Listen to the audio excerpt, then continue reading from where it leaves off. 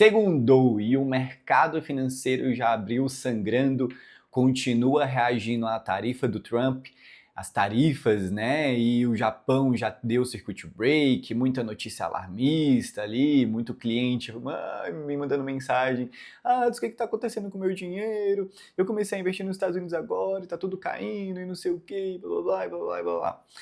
Então, no vídeo de hoje a gente vai entender o que está acontecendo um pouco mais, né? Que isso é coisa de momento, o mercado financeiro ele não para, né? Ele está funcionando a todo momento ali, seja uma notícia do governo, a uma reação a algo muito caótico que aconteça no mundo, então isso reflete de certa forma em todas as finanças. E aqui o meu vídeo vai ser um pouco para te acalmar, trazer algumas informações que façam você de alguma forma talvez até surfar essa grande oportunidade. Primeiramente, eu lembro que eu estou no mercado financeiro já há 7 anos. Eu lembro que no meu primeiro ano ali eu comecei a ler, né, algumas coisas e eu lembro exatamente que eu li em algum lugar que falava assim: quando você vê notícias caóticas, provavelmente é um grande momento de compra. E quando você vê muitas notícias eufóricas, né, provavelmente é um momento de venda. E é meio que contraintuitivo, né? Quando você olhar que está todo mundo vendendo, está todo mundo desesperado, né? Está todo mundo com medo, aquele ali provavelmente é o melhor momento para você fazer as melhores compras, né? E do contrário também é verdade. Quando você vê todo mundo eufórico, todo mundo comprando, né, em topos de mercado, que a gente chama, você observa ali que geralmente é um dos momentos melhores para poder fazer venda, realizar lucro ou ficar um pouco mais líquido. E é exatamente o que está acontecendo agora, né? O mundo ele sempre está em movimento, seja aqui no Brasil, seja nos Estados Unidos, seja na China. Então tem sempre coisas acontecendo. E essas coisas, a depender da sensibilidade do mercado, afeta ele, tanto para subir, né, o preço das coisas ficarem mais caras, o preço da ação alavancar um pouco mais, ou também como quedas, né? Por exemplo, essas tarifas do Trump geram uma incerteza no mercado, gera ali um pouco de receio, então muitas pessoas começam, talvez algumas, a realizar lucro, que vieram de uma pernada de alta muito forte, e algumas outras, né, começam a vender porque simplesmente estão desesperadas. Então, eu espero que você não seja essa pessoa desesperada vendendo em fundo, então vou te mostrar aqui talvez porque a gente possa passar nos próximos meses aí grandes oportunidades, tá? Vamos dar uma olhada aqui? Imagina que você é um investidor comum e você vai ver as notícias, né, de mercado financeiro basicamente ali no Google, né? O que a gente vai encontrar? Olha as notícias. Mercados voltam a despencar após a autoridade americana. Semana começa tensa no mercado financeiro. Efeito tarifaço e tal, e tal, e tal. Aí logo depois a gente tem Bolsa do Japão aciona circuit break após cair mais de 8%, seguindo futuros, né? O circuit break, para quem não sabe, é um mecanismo meio que de defesa para o mercado, digamos, não quebrar, né? Ele trava ali, digamos, ele trava as negociações depois de um mercado ou ele subir muito, muito forte, ou cair muito, muito forte, justamente porque as pessoas acabam sendo muito emocionais dentro do mercado financeiro e para poder controlar uma quebradeira sistêmica, né? Então a gente teve um circuit break acionado no Brasil, aqui no Japão, desculpa. No Brasil a gente teve, né, na época da pandemia, então desde a pandemia a gente não tem nenhum circuit break, eu vou mostrar para vocês aqui no gráfico, mas aqui para vocês verem como esse é um índice, né, de medo e ganância, né, e geralmente quando o mercado está só subindo, a gente vê muita ganância, ele está aqui verdinho, né, stock market, né, de ações, né, das empresas de ações, a gente está vendo aqui extremo fear, né, extreme fear, extremo medo, né, as pessoas estão com muito medo. No mercado cripto também já está chegando extremo medo. Então, geralmente, é um momento ali onde há grandes oportunidades. Por que isso, né? Quando a gente olha o ciclo emocional de mercado, ele basicamente funciona assim, ó. Tá vendo aqui? Geralmente ele repete esse ciclo aqui. Geralmente, vamos pensar aqui, começando no otimismo, ele vem para a empolgação, né, a excitação e a euforia. Geralmente aqui são os topos de mercado. É onde você começa a ver um amigo, a ver um parente, a ver alguém ali que você nem desconhece, tá todo mundo, os youtubers, né, tá todo mundo falando assim, não sei o que, agora é hora de ganhar dinheiro, né? Às vezes a pessoa comprou aqui embaixo e já tá vendendo aqui em cima, e já está realizando bastante lucro, então ela acaba gerando esse FOMO, né, que é o medo das pessoas ficarem de fora. E aí é o que vai causando muito topo de mercado. E aí quando o mercado ele começa a fazer uma correçãozinha, ele vem, né, aqui a ansiedade, depois ele vem a negação, porque pensa, a pessoa que comprou aqui na euforia, o mercado caiu um pouquinho, ela já vai ficar ansiosa, né? Depois ela começa a entrar em negação, né? Igual aqui está escrito, é só um pequeno período ruim, logo voltando ao normal. Aí depois começa a vir o medo, o desespero, né, o pânico, e aqui a capitulação geralmente é o grande momento ali onde a gente vê o mercado realmente despencar, que aqui está todo mundo mais que em pânico, né? A pessoa está vendendo, realizando prejuízo, o cara que comprou aqui, ele está vendendo aqui porque ele não aguenta ver essa queda aqui. Então aí vem o desânimo, depois a depressão, dá uma equilibrada e voltamos para o otimismo, né? A gente consegue ver isso literalmente no preço das coisas. Por exemplo, se eu pegar aqui, esse é o gráfico do S&P 500, que são as 500 maiores empresas dos Estados Unidos. O preço atual dele aqui está 4.800, né? Tanto que a gente vê, olha a queda que a gente teve aqui.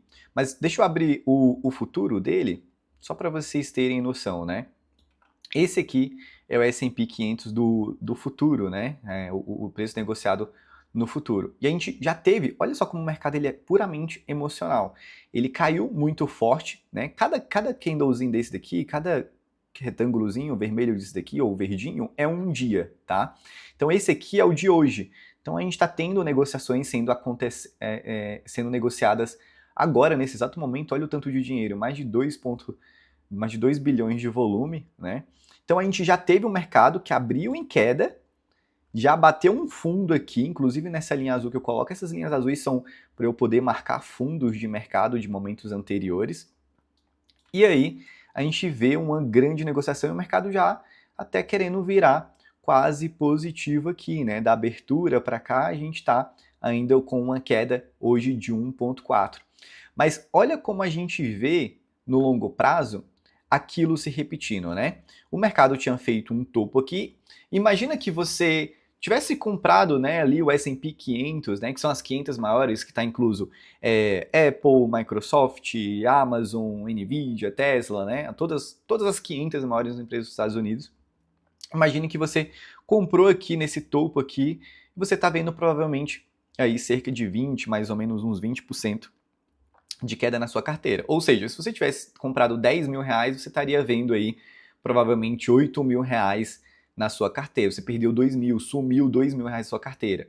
Aí a proporção ela segue aí dependendo do que a pessoa tiver. Se ela tiver 100 mil, ela tá vendo aí, tá vendo 80 mil reais na carteira dela. Se ela tivesse comprado 1 milhão, ela estaria vendo 800 mil. E realmente tem muita gente que não aguenta ver nenhuma queda dessa. Aí o que geralmente ela faz? Ela vende. Ela continua vendendo aqui, ela realiza esse prejuízo, que é exatamente quando a gente olha aqui no ciclo emocional. Ela compra no fundo e no pânico, aqui no desespero, ela vende mais. Só que aqui geralmente é o melhor momento para a gente poder fazer uma compra. Esse preço pode continuar caindo? Claro que pode cair até muito mais. Ó, se a gente for olhar até onde ele pode cair, literalmente, se a gente for parar para pensar, ele pode cair até zero. Mas zero a gente estaria falando aí de, sei lá, uma guerra atômica ou coisa do tipo, e é muito, tipo, improvável mesmo, assim, muito, muito, muito, muito improvável. Mas correções muito fortes podem acontecer, tanto que eu tenho pontos aqui marcados de maior compra. Vai depender sempre da capitulação do mercado e do desespero total. Mas o mercado, ele tende a se equilibrar. Quando a gente pega, por exemplo, deixa eu pegar ali nesse gráfico aqui, que é melhor. Esse aqui é o S&P 500 mensal, é a mesma coisa que aquele outro lá. Olha a queda que a gente está tendo. Quando eu olho aqui embaixo, de mais ou menos dezembro, né, dezembro, janeiro ali, o começo ali de fevereiro, nós tivemos o topo de mercado, onde o S&P estava no seu topo máximo de 6.000 aqui 100 mais ou menos pontos, né? Então a gente está tendo uma queda aqui de mais ou menos aqui uns 20%. Só que olha o tanto que o mercado subiu, por exemplo, nos últimos anos. A última queda muito grande que a gente teve foi na pandemia. A pandemia é bem aqui, ó. bem nesse ponto aqui. De quanto foi a queda da pandemia quando ela teve um topo, né? Vamos pegar aqui o topo da pandemia, antes da pandemia ali, ó, dezembro de 2019, janeiro de 2020. Olha aqui, até o fundo da pandemia a gente teve uma queda de 34%. Só que depois desse fundo de 34%, o que que a gente teve? A gente teve, deixa eu puxar aqui de novo, a gente teve uma alta aí, até esse último topo, de 170%, né?